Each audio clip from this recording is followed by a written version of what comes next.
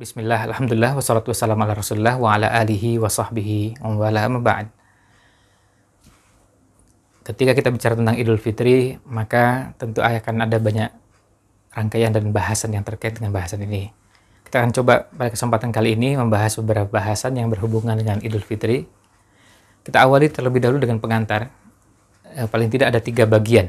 Yang pertama, Idul Fitri merupakan ibadah yang kita semua ketahui, salah satu ibadah tahunan yang kita laksanakan. Ada 2 Id yang kita kenal di kalangan kaum muslimin, Idul Fitri dan Idul Adha. Yang keduanya rutin dilaksanakan setiap tahun sekali. Yang kedua, salat Id ini asalnya dilaksanakan secara berjamaah dan itu dilaksanakan di masjid atau di lapangan. Dan tentu kalau masjid yang digunakan adalah masjid-masjid yang besar. Tapi dalam kondisi tertentu, ketika ada pandemi COVID-19 seperti sekarang ini, bisa jadi pelaksanaannya dilaksanakan di rumah.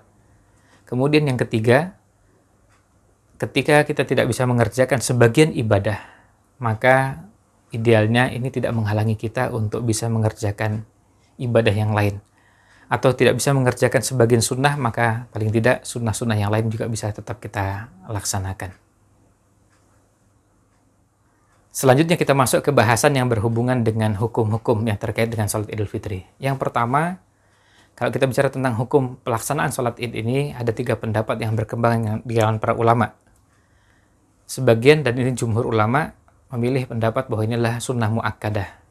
Tapi ada sebagian ulama yang lain berpendapat bahwa ini hukumnya fardu kifayah, dan sebagian ulama yang lain berpendapat bahwa hukumnya fardu ain. Yang kedua, sholat Id ini pada dasarnya merupakan kewajiban bagi setiap muslim dan muslimah, artinya laki dan perempuan, dewasa maupun anak-anak, merdeka maupun hamba sahaya, dan ini dilaksanakan bagi yang mukim maupun musafir. Kemudian yang ketiga, sholat Id ini bisa dilaksanakan di tanah lapang atau di masjid yang besar, yang memungkinkan menampung jamaah dalam jumlah yang besar.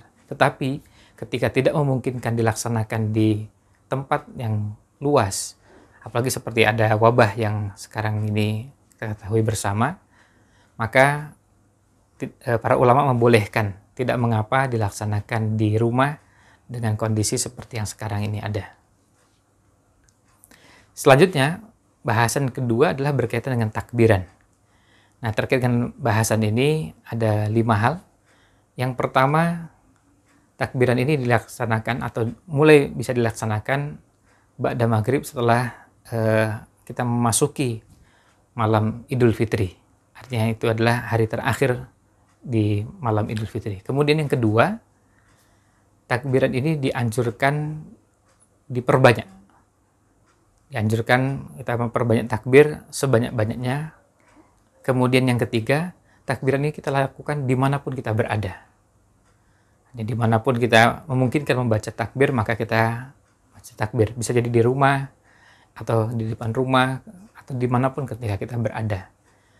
Lalu kemudian yang berikutnya, bahwa takbiran ini bagi kaum laki-laki dianjurkan dibaca dengan jahar, artinya dibaca dengan keras. Sementara untuk kaum wanita bisa cukup dibaca dengan sir. Dan yang kelima, takbiran ini juga kalau kita melihat hadis-hadis yang sahih dari Nabi SAW, tidak kita temukan redaksi dalam hadis sahih yang marfu pada Nabi SAW dengan redaksi khusus. Tetapi kita temukan dari beberapa sahabat, riwayat-riwayat berkaitan dengan bacaan takbir ini. Salah satunya adalah riwayat dari Ali bin Abi Thalib dan Abdullah bin Mas'ud radhiyallahu anhuma, di mana redaksinya adalah redaksi yang populer kita kenal, yaitu Allahu Akbar, Allahu Akbar. La ilaha illallah wallahu akbar. Allahu akbar walillahil hamd. Selanjutnya yang ketiga, berkaitan dengan adab atau sunnah sebelum pelaksanaan sholat Id. Nah, ini berkaitan dengan beberapa hal. Pertama, kita dianjurkan untuk mandi terlebih dahulu. Dan alangkah lebih baiknya kalau kita juga memakai pakaian yang rapi, pakaian terbaik yang kita miliki. Tidak harus pakaian terbaru, tetapi pakaian terbaik yang kita miliki. Seperti ketika kita mendatangi tempat-tempat yang mulia, kemudian kita menggunakan pakaian terbaik. Lalu yang kedua, Tentu untuk yang pertama tadi juga termasuk dalamnya adalah bersiwak dan lainnya. Kemudian yang kedua, sebelum berangkat atau sebelum melaksanakan sholat id, kita dianjurkan terlebih dahulu untuk makan. Dan jika memungkinkan dan masih punya kurma di rumah, maka diutamakan mengkonsumsi kurma seperti yang dicontohkan Nabi SAW. Kemudian yang ketiga, pastikan bahwa zakat fitrah kita telah tertunaikan.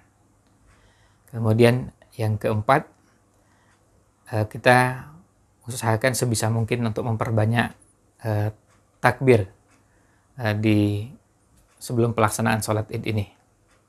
Kemudian yang kelima, tidak ada tuntunan sholat qobliyah atau sholat sunnah khusus sebelum sholat id. Poin berikutnya adalah kaifiyah atau tata cara pelaksanaan sholat id. Terutama karena kita akan melaksanakan sendiri, kita perlu mendapatkan sedikit gambaran atau wawasan yang berhubungan dengan bagaimana cara pelaksanaan sholat Idul Fitri ini. Yang pertama, waktu pelaksanaannya. Waktu pelaksanaan sholat id ini dilaksanakan setelah matahari naik, dan itu kira-kira di awal waktu duha. Waktunya kira-kira kalau dihitung dengan jadwal yang sekarang ini ada, sekitar minimal 90 menit dari azan subuh. Jadi kalau azan subuhnya jam 4:30, berarti ya setelah jam 6 pelaksanaan sholat id ini. Kemudian yang kedua, pelaksanaan sholat id ini seperti yang tadi kita sampaikan, kalau memungkinkan di tanah lapang dan di masjid itu yang ideal. Tetapi kalau tidak bisa, maka kita laksanakan di rumah kita masing-masing. Kemudian sholat id ini jika memungkinkan dilaksanakan berjamaah dengan anggota keluarga itu yang ideal. Tapi jika tidak bisa, maka kita bisa laksanakan masing-masing atau pribadi-pribadi. Kemudian yang berikutnya, sholat id ini dimulai dengan tentu sebelum sholat kita berniat, dan kita sarankan sebisa mungkin ketika kita akan melaksanakan sholat ada sutroh, ada pembatas di depan kita yang jadi pembatas antara kita dengan tempat sujud kita, sehingga ini bisa menjadi sutroh yang kita manfaatkan dalam sholat-sholat kita. Sutrohnya ini bisa berbentuk apapun, ya. Sutrohnya bisa berbentuk meja, kursi, lemari, tembok, ya sesuai dengan kondisi di rumah kita masing-masing. Nah, kemudian yang berikutnya, pada saat kita melaksanakan sholat, memulai mengawali sholat, kita awali terlebih dahulu, begitu sudah berniat, ya, kita mulai bersiap-siap mengambil posisi sholat kita. Dan ketika kita mengawali sholat, ya, tidak ada aba-aba azan, iqamah maupun as-sholatu jami'ah. Jadi kita langsung setelah sutroh sudah siap, kemudian kalau kita berjamaah berarti kita pastikan jamaah juga sudah siap, anggota keluarga kita sudah siap. Nah, selanjutnya kita mulai dengan takbir Allahu Akbar yang kita kenal dengan istilah takbiratul ihram. Kemudian kita membaca doa iftitah. Ketika kita jadi selesai takbir, kemudian kita membaca doa iftitah. Doa iftitah yang dibaca bisa berbeda-beda, masing-masing kita bisa membaca sesuai dengan yang biasa kita baca. Ada yang Allahumma ba'id, subhanakallahumma, ada yang wajjahtu wajhiya, semuanya yang memungkinkan. Nah, setelah doa iftitah, kemudian ada takbir tambahan, takbir zawaid. Di rakaat pertama sebanyak 7 kali. Jadi setelah doa iftitahnya selesai, kemudian Allahu Akbar, takbir yang pertama, kemudian Allahu Akbar 2, dan kita ulang sampai sebanyak 7 kali. Nah, setelah selesai 7 kali, baru kemudian kita memulai rangkaian seperti sholat biasa. Itu ada Al-Fatihah, kemudian membaca surat. Nah, di rakaat pertama, surat yang dibaca sebaiknya atau afdolnya adalah Sabbihisma rabbikal a'la atau surat Al-A'la.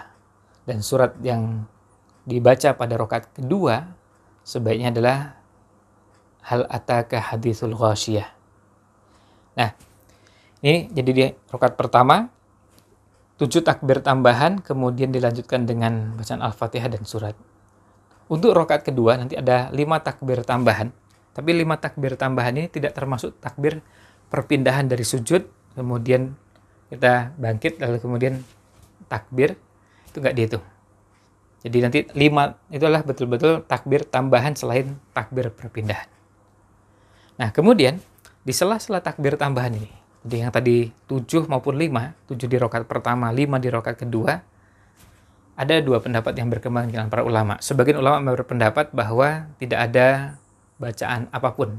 Maka tuntunannya ketika Allahu Akbar, apa yang dilakukan? Cuma diam. Kemudian Allahu Akbar, juga tetap diam. Allahu Akbar, begitu seterusnya sampai 7 kali. Nah, pendapat kedua, sebagian ulama memilih pendapat bahwa di takbir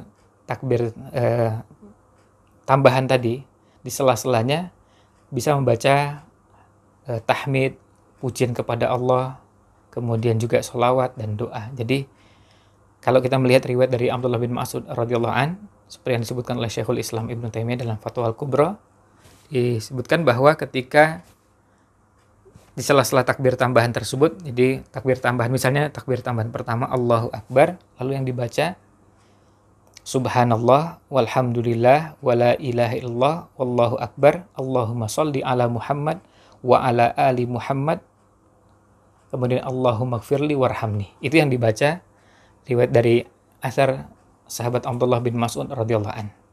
Namun Imam Nawawi dalam Al-Adhkarnya menyebutkan bacaan yang lain, mengacu pada pendapat jumhur atau pendapat mayoritas ulama di mazhab Syafi'i, yaitu bacaan Subhanallah walhamdulillah wala ilaha illallah wallahu akbar. Artinya di sela-sela takbir tambahan itu, setelah takbir, misalnya setelah takbir kedua Allahu Akbar, kemudian membaca Subhanallah walhamdulillah wala ilaha illallah wallahu akbar. Kemudian takbir lagi Allahu Akbar, kemudian membaca Subhanallah walhamdulillah wala ilaha illallah wallahu akbar. Kemudian begitu seterusnya sampai yang selesai. Nah, selain itu bacaan dan gerakan berikutnya sama. Artinya gerakan ruku, i'tidal, sujud, duduk, sujud lagi, semuanya sama, termasuk di rakaat kedua, ruku, i'tidal, sujud, duduk, sujud sampai dengan tasyahud dan salam, semuanya sama. Jadi yang perlu dicermati hanya pada saat posisi berdiri. Ya, pada saat posisi berdiri. Nah, kemudian salat Id ini, begitu kita selesai dengan rangkaian salatnya tadi, tidak ada salat ba'diyah atau salat sunnah khusus setelah salat Id. Jadi yang kita kerjakan berarti begitu selesai salam maka selesai salatnya dan tidak ada rangkaiannya. Kemudian yang terakhir berkaitan dengan kaifiyah ini, mengenai apakah ada khutbahnya, memang ada perbedaan pendapat di kalangan para ulama. Dan beberapa ulama baik dulu maupun sekarang juga ketika melihat kondisi seperti sekarang ini, kalau seandainya dilaksanakan di rumah, ada perbedaan pendapat, dan Allah alam kami cenderung memilih pendapat untuk tidak ada khutbah setelah sholat Id ini. Sebagai penutup, setelah rangkaian sholat Id dilaksanakan, maka ada beberapa sunnah atau ada beberapa hal yang perlu kita cermati. Yang pertama, tidak ada sholat sunnah ba'diyah atau sholat sunnah khusus setelah sholat Id. Yang kedua, juga tidak ada takbiran setelah sholat Id. Beda dengan kalau kita di Idul Adha. Lalu yang ketiga, kalau kita lihat kondisi seperti sekarang ini, dengan prosedur yang perlu kita jalani, maka perlu membatasi untuk sementara waktu yang namanya berjabatan tangan, berpelukan, yang mungkin dulu biasa kita lakukan pada Idul Fitri tahun-tahun yang lalu. Kemudian juga kita bisa saling mendoakan pada saat bertemu, atau ketika tidak memungkinkan bertemu, kita lewat media, telepon, WA dan yang lainnya, lewat media sosial, saling menyapa dengan ucapan selamat Idul Fitri atau dengan kalimat-kalimat yang lain, termasuk kalimat taqabbalallahu minna wa minkum. Nah, ini mungkin beberapa hal yang bisa kami sampaikan, mudah-mudahan bisa memberikan sedikit wawasan bagi kaum muslimin, kaum muslimah terkait dengan tata cara pelaksanaan sholat Idul Fitri.